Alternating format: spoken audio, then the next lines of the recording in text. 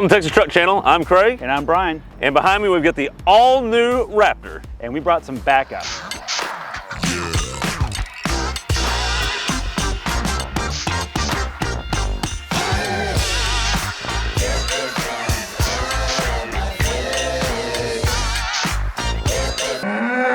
That's right, we can't talk about the Gen 3 without the Gen 1 and the Gen 2. All right, Brian, taking a little walk back in time, but not all the way back, just a little bit. The previous generation, Gen 2, courtesy of Schottenkirk and Granbury, we begged them to let us have this because we wanted to show all three to y'all, and this one was not even been conditioned yet. They haven't cleaned it. It just got traded in. Straight off the back lot. So, don't judge it too harshly. Yeah, it's not even clean. Sorry about that. But in 2015, we get an all-new F-150, but we don't get a Raptor until 2017. That's right. In 2017 to 2019, we got this bad boy. This particular unit's a 2019, has the live valve shocks. We'll talk about that in a little bit. Yep, in the shop segment. That's number 2. Let me take you back to the Genesis. Let's go to Gen 1. Taking it back to the origin story of Raptor. Yes. All the way back to Baja circa 2008 when this was just a concept. Ford secretly ran this thing through Baja, didn't tell anyone about it, and it completed it. It was not only a big deal for the race, but also for the OE because this is barely different than that truck was then. There's no roll cage, but it's the same motor. This is a 6.2. This is actually our long-term Gen 1 Raptor. We've had it for several years now, and it's been stupid reliable. And unlike those other two monkeys, this has the proper V8 sound, and we'll get into that more later. But that's really it. The looks are original right here, and I'll tell you right now, the new one seems to harken back a little bit to this one. With that all out of the way, let's briefly check on interiors on these before we go drive them. Welcome to the Genesis of Raptor, the Gen 1. This one happens to be a 2012, so it has Sync 1. That was refreshed mid-cycle in 2013 and 14, the last 2 years of this generation, to go to Sync 2. Now, arguably the Sync 2 is better to look at, but Sync 1 just works and has no flaws. We're happy with that. You get 2 analog dials with 4 up top with your trans temp, coolant temp, fuel, and oil pressure. The good news about the fuel gauge is it's very active. Never quits working on you, which means it's dropping all the time. And this thing gets poor fuel economy, and we'll cover that more later. But as far as design, this starts the setting for Raptor, and that's the new marker on the steering wheel, the better bolstering on the steering wheel. The seats are specific to Raptor, and they have more bolstering compared to the Lariat or the XLTs. You have heated and cooled seats because this is as luxurious as you could get a Raptor at the time. And honestly, the Limited and the King Ranch was no better than this in terms of features. You do have a SVT specific switch panel down here with your auxiliary switches. There's 4 channels. The newer ones have way more than that, but this is the first of its kind. There's off-road mode, and then there's just regular mode. That's it. There's nothing too convoluted here. And off-road mode gives you some settings where you can turn off ABS for sand use at lower speeds. And it gives you hill descent control, which everything has now, but in 2012 that was a pretty big deal. Other than that, it's just a solid old Ford. This one has 175,000 miles, and other than its age, feeling a little bit dated, it's just rock solid. That gives me hope for the future of trucks too. Now, with all that covered, let's hop over to the Gen 2 and see if that's any better. Welcome to the Gen 2 interior, and as far as I'm concerned, the best. We get all the 2015 goodness that the F-150 refresh brought. And we also get some things that the Gen 1 just doesn't have. I don't care what Brian says. We get flappy paddles here. We get drive modes, which he's going to tell you he doesn't like drive modes with simplicity of the Gen 1. But here's what's fun about drive modes. You put it in sport mode, it works. You put it in Baja mode on a fun dirt trail, it works. It's just awesome in here. You also continue the luxury theme. It gets even better in this generation with you continue the crotch chillers. You continue all the luxury amenities that are in here. This one has a carbon package, but you can also in the Gen 2, which you can't get in either of the other generations, you can get cloth seats. So you can get a quote unquote base Raptor if you want. So as far as I'm concerned, this is best. We'll let you decide. Continuing the Raptor theme, this is the first of the current generation F-150 to get the Raptor treatment in 2021. What do you get in here? You keep the noon stripe on the steering wheel, which they all have, even all the way back to the first gen. You keep the paddle shifters of the second gen. But most importantly, you gain individual control over 3 settings: steering, suspension with a live valve suspension, and the exhaust. You can have it in whatever setting in drive mode that you want. While there are too many, there are options there that those directly control throttle mapping and transmission shifting. We'll cover that more in the shop. But you can then pick, say, sport. But you want the exhaust to be quiet, you just quiet it down. Or you want it to be in normal mode, but you want the exhaust to be as loud as possible. Hit the button until you go to Baja mode. That's really cool. The Gen 2 does not give you that option, and the Gen 1 has nothing to pick with at all. All that covered, Everything that is good with 150 is good here. The stereo is good. The toggle switches for your missile launchers are good. The theme in here of luxury maintains, they all seem to have that. The Raptor's always been a do-it-all, it's very nice. All right, all that Raptor goodness covered, let's hop to the shop and see which one's best. Not one, not two, three. Three Raptors, that's right. All three generations at one time. Let's start off with Gen 1. We get a 6.2 liter naturally aspirated, given to us straight from God to America V8. That's right. 411 horsepower and 434 pound-feet of torque. And the torque delivery in that thing it's just everywhere. You can roll into it. You don't have to rev it out to get to it. So it's really usable. It's paired to a 6-speed transmission that just never shifts wrong or at the wrong time. You don't catch it out. It doesn't jerk. It's nice. There's no modes compared to it, but it doesn't need any modes. Yeah, there's an off-road mode. That's really just for low-speed stuff. Moving on to the Gen 2. It gets controversial in the second generation, even though there is an evolution. And that is, you get the 3.5 liter high output EcoBoost V6. And that is good for 450 horsepower and 510 pound-feet of torque. Are there some issues with it? No, there's not. The only issue is the sound. There's just not sound there. You don't feel like it was given to you from God for America. It just groans a little bit, and that's a little bit of a problem. But let's move on to Gen 3, because in the third generation, we get, well, the exact same engine. There's really no change. But it's okay because it has the exhaust, and the exhaust has been solved. They benchmarked a GTR, and it works. It sounds good inside the cabin, but it sounds even better when you're outside the cabin and you hear the thing taking off and just going for it.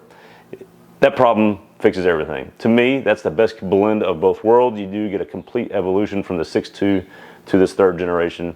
You get the best of everything. You get a little bit better mileage, and you get the sound to go with it. As far as mileage ratings go, you get about 12 in the 6.2. You get about 14 to 15 in these. That's really what it is. You get a hypermile and get 17, but who does that in this? There's not even an eco mode in it because you don't need an eco mode. Now, let's see what's going on underneath these things and why they ride so good from Gen 1 to Gen 2 to even better in Gen 3. Time for the nuts and bolts, and boy, do we have a lot to cover. First things first, they all come with the same rubber. Send it in. They roll on a 315 17 Beef Goodrich KO2, and we've said it before and nothing has changed. This is the best truck tire on the market, period. They all use a short long arm or a dual wishbone front suspension. They all have aluminum knuckles and aluminum cast lower control arms, steel uppers. One thing you'll notice between all of them is that there's been an evolution in the Fox shock. So as that tech has gotten better, each generation has gotten better. The first generation came with a 2.5-inch shock body. It was a very long travel shock. We call it long travel in the OEM world. It's really a mid-travel in the off-road world, but it did really well. It had basically a preset valving on the dampers, and they're really designed to take a jump and land it from the factory without substantial damage. It was the first of its kind.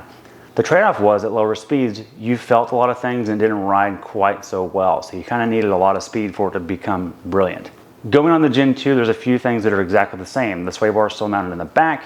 It's still the same design up front and a front steer configuration. You have gone to an electric steering rack at this point. You lose a hydraulic when you lose the 6.2. Once you go to the 3.5, you end up with an E-Pass up front. And so the packaging is a little bit different, but the end result is about the same. What you do notice is the shock is completely different. You've moved on now in the 2019 and up version, like we have here, the live valve from Fox. And what that means is it is continuously variable. Now you can't set preset modes on it like you can in the third gen, but it does have the technology there. It all of a sudden now rides really well in all conditions, including when you get this thing in the air, it knows it and will stiffen the shocks for compression on landing. That's a big deal. So it rides much, much better than the first gen.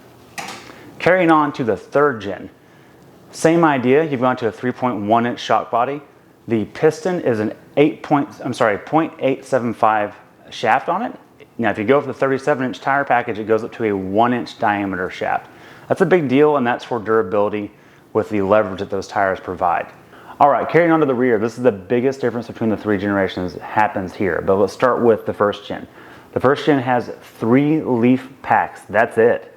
Seems like not very much for something with that much stroke and that much travel. and it still rides really well in the rear. That is impressive. Moving on to the second gen, you go from 3 to 4. That's a big deal because the more leafs you have, the more progressive the spring rate can be as compression is happening. You move on to the 3-inch diameter shock in the rear, and that is still the live valve tech, and it's basically the first generation of what we have on the 3rd gen. It is continuously variable, but there are not presets on the steering wheel like you have in the 3rd gen. Moving to the 3rd gen, this is the biggest difference. This is where you go from the leaf spring, you ditch that completely and go to a coil. This is a coil sprung rear with 5-link suspension. You've got 2 upper and lower trailing arms going to the back. They're very long in length. That smooths the ride out. Works best over whoops. It has a panhard bar working left to right to keep the axle centered up. A leaf spring would do that naturally on its own. With coils, it wants to just kind of go all over the place. That solves that problem here. Speaking of that coil, this thing is 24 inches long. That is huge for a coil spring. Most cars are about like this in coil. 24 inches is about like that. That's a big deal. This is not the first truck to have coils out back. In fact, some know the old C10 Chevys had those, but more recently the Ram and the Tundra as of this year have picked that up as well. The Ram's been doing it for a while. Having driven all of them, I'll tell you this is up there with the best of them. Now, the shock mounting location has moved to the front half of the axle instead of behind, and that's what allows it to have that coil mounted in the rear. That's really all that's for. But it is the same. Shock technology is updated. There's a ride height sensor integrated into it. Still continuously variable, but you do have adjustments on the steering wheel independent of drive modes. So you can go between the different presets for the suspension, and really they all ride great. I will say that I found myself driving in sport in the suspension most of the time because it seems to be the right tuning for me. It's never harsh, but feedback is really positive and body motions are really controlled. All that mumbo jumbo out of the way, let's go drive them all and see what we think of them. All right, Brian, enough shop talk. Let's see what this baby does. Hit it! Ooh, okay, okay. Oh, little throttle. Sounds good. All right. No fake noises there. Heck no. Ah, it's America. 0 to 60 in what, Craig? 7.4. Yeah, 7.38. Let's be precise. Oh, I'm sorry. 7.3, 7.4. Sorry. Okay, look, this is the dinosaur. This is over a decade old. It's got 175,000 miles on it. 2 cylinders, non-direct engine. What is this? 2 extra cylinders. Well, I'm sorry. No direct injection, no turbos, just good old displacement. Yeah, what are we doing here? Oh, we're killing bald eagles, by the way. That's what that exhaust sound is bald eagle. Right. So we've had this thing in the family for a while. It's been a killer truck for us. It's a film vehicle all the time. You've seen this thing behind the scenes a lot. Look, it's as old as it feels as old as it is. All right, it feels like a decade old. The infotainment dates it a lot. Sure. And this does not have the live valve Fox shocks. And that's probably, honestly, that's the biggest difference. That's the biggest difference. Because really. this 6-speed transmission works fine. The V8 sounds great. Right. The F-150 just functionality, ergonomics. It's all there. It's all fine. Right.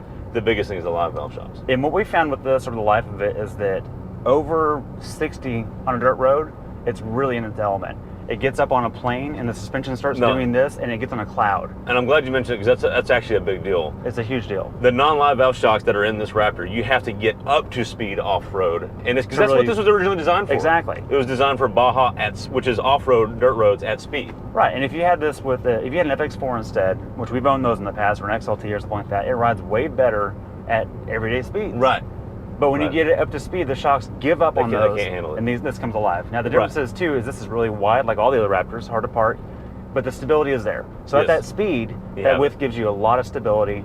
And other than that, in the 6-speed, I'm just going to get to this now. The 6-speed in this is programmed better than the 10-speed in the new ones. It is. There's less jerkiness in this old 6-speed than there is in the new 10-speed. You never catch it out. Yeah. That being said, it is less capable because there's less gears stacked for that 0-60. Sure. So absolutely. I think that's enough. All right, with that, I think we should jump into the Gen 2. Let's do it. And we're swapped. Gen 2, brake boost, 4 auto, sport mode. Let her rip.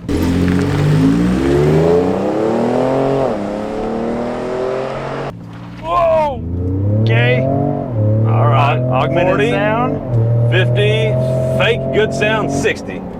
That right there was 0-60 in 6.3. So almost a full second faster. A full second faster. Another generation, another second. That's impressive. That's evolution. Now, keep in mind, let's talk about that. This has, evolution. This has the aluminum body. Yes. which saves a bunch of weight. Yes, it is, and it is a little lighter. Right, now this one has a sunroof, so it's a little heavier with that, but there's more features and they lost weight in the same time. But that aluminum body allowed you to add more features and not gain weight. That's exactly what I just said. I'm glad we're on the same page Okay, here. so I'm glad you listened to me. Okay, ride and drive though. The biggest thing, what's the biggest thing going on here? 2019 gives you not only, so in 2017 you got a bigger Fox housing, Fox shock, compared to the Gen 1, and you also got revised tuning for that because of the weight difference.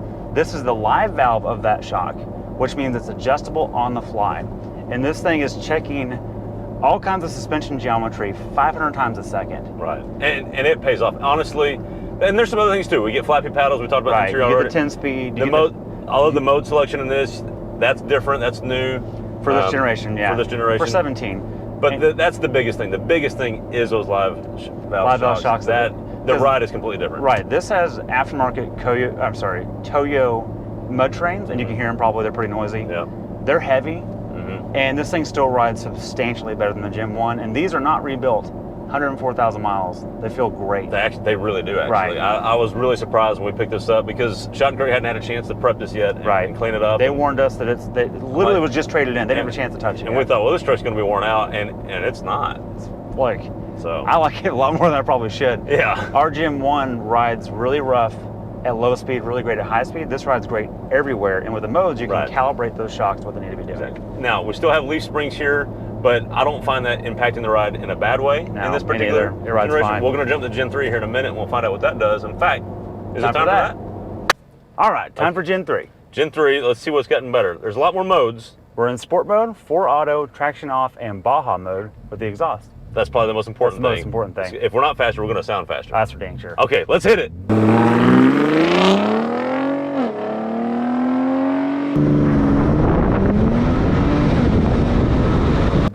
Boost it, driving. There we go. Okay, launches hard with 4 auto, 40, 50, and 60. Woo!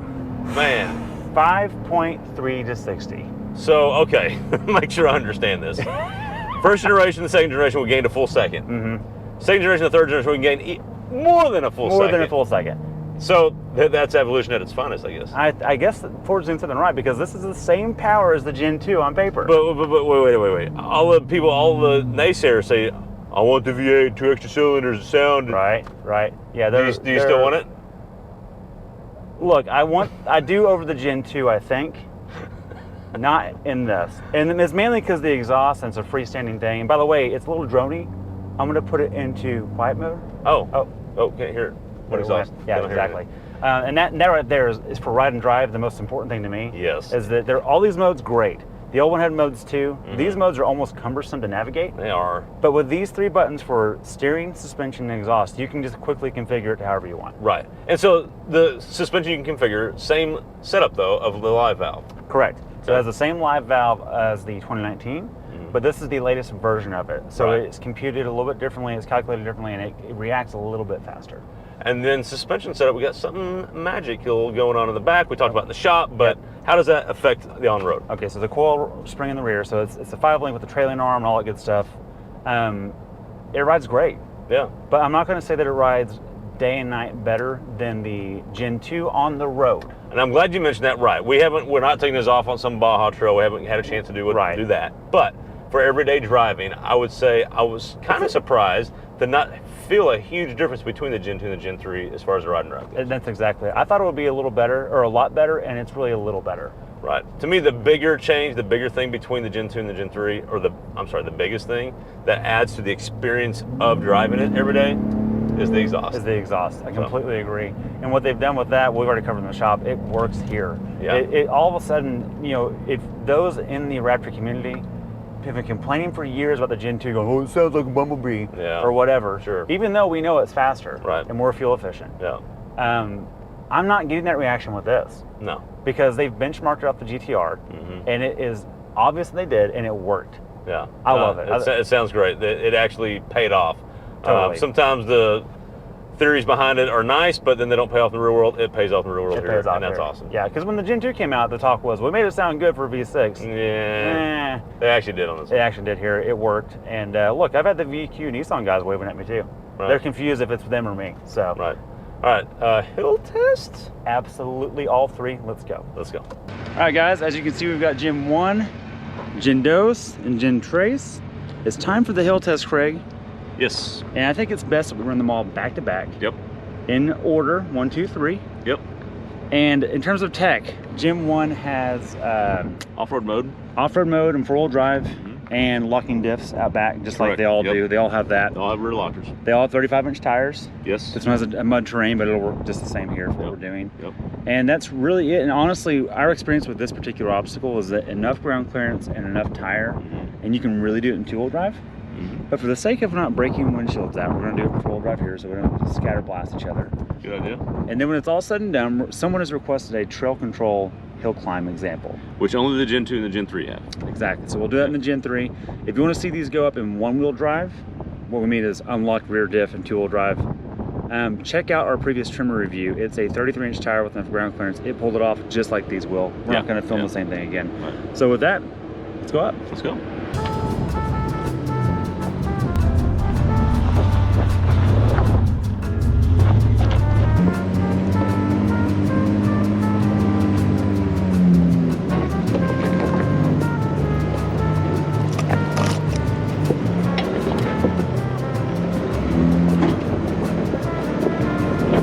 All right, Craig, we've had a request from a viewer. Yes. In the trimmer video, we did not use trail control. Correct. We have in our Toyota reviews. Yep. I think it's time for this one. It went like this. It did a lot. I don't think we're going to buck and bronco out of this. It should be smoothish. Let's see how it does. So I'm going to set it at 1 mile per hour is the slowest I can set it. Okay, let's see what it does. Now this is the computer driving all on its own. Craig is not touching gas or brake. Nope. Just steering.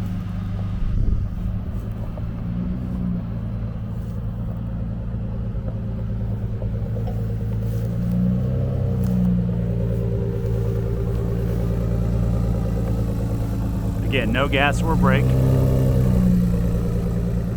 Just 4-wheel drive high.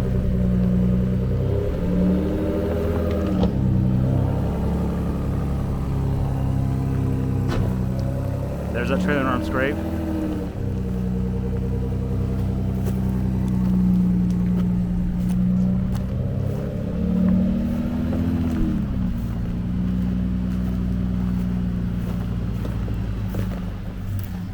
Just like that. Just like that. No hop skip, no big deal. Kind of very no dramatics. Uneventful, yeah. Uneventful, yeah. Okay, with all that, I think it's time we go head back to the shop and wrap this thing up. Let's do it. Brian, it's been a fun day. It's been an awesome day. We have spent some time in all of them. All of them. And thanks to our friends at Schottenkirk for supplying the Gen 2 on short notice. That was awesome and surprisingly good. But anyways. Yes. Moral of the story is they've been awesome. Now let's just briefly recap all three. And because here's the biggest deal in question, and I think I've actually had a lot about these vehicles is, which is the best generation? If you clicked on this video, you're probably wondering some info there as well. Because the general consensus on the Gen 1 is, if it's the 6.2, it's the best, it's got a V8, it's not the OG, all that stuff. All that. Right, which is true, but at the same time, the Gen 2 unrealistically gets wrapped for being unreliable. Now, there have been some cam phaser issues with some of them. They have been recalled. And guess what? Even Toyotas have problems like that sometimes. This is the final, or the most current generation of that. And I'm just here to tell you, the 3.5 is reliable as heck in here. Oh, yeah. Still rides great, and it has kind of a monkey of a tire on there that's making it ride poorly. Sure. It still rides better than the Gen 1. Yep. It's still quiet and smooth on the highway, and they're going to clean it, and it's going to look immaculate. Yeah, absolutely. And it's going to go right back on the lot as if it was fresh. Right. Which tells you a lot about the reliability of this platform and the Raptor in general.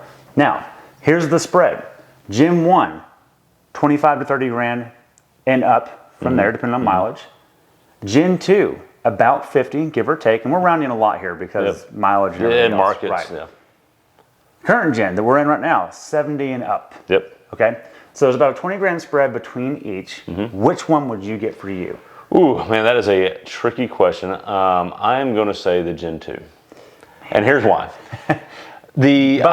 Craig has made that his truck today. Whenever Yeah. we're doing movements, he's like, I got this. I'm moving Gen 2. Gen 2's I for me. love the Gen 1. I love the V8 rumble and just the torque delivery of that. I love the way it does that. It's a very known commodity. And it's you get in and you just drive it. There's not all these nannies. There's no filters in the way. It's just you and you go. The Gen 3 is great. I don't have anything against the Gen 3. No. I just think the Gen 2 styling looks the best to me. One of the things I don't like about the Gen 3, I feel like the front end's a little weird and less styled. I feel like the Gen 2, just styling-wise, is my favorite, especially the wheels that particular unit has. Right. And ride and drive, really close to this, although the Gen 3 is the best performing one out of all. And that's, look, our 060 showed that, our ride and drive showed that.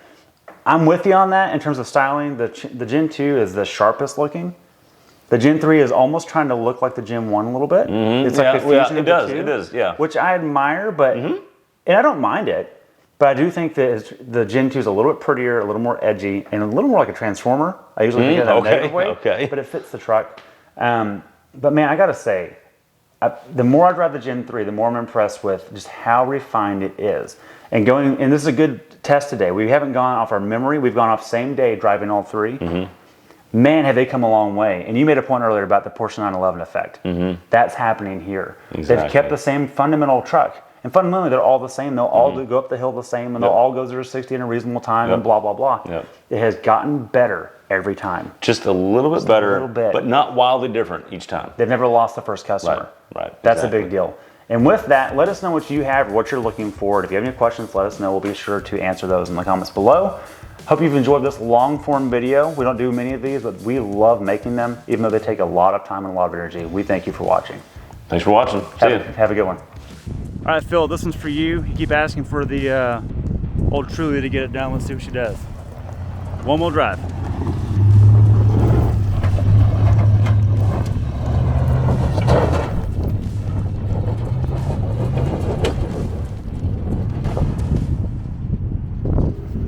And that's what wheel and tire will do for you in ground clearance.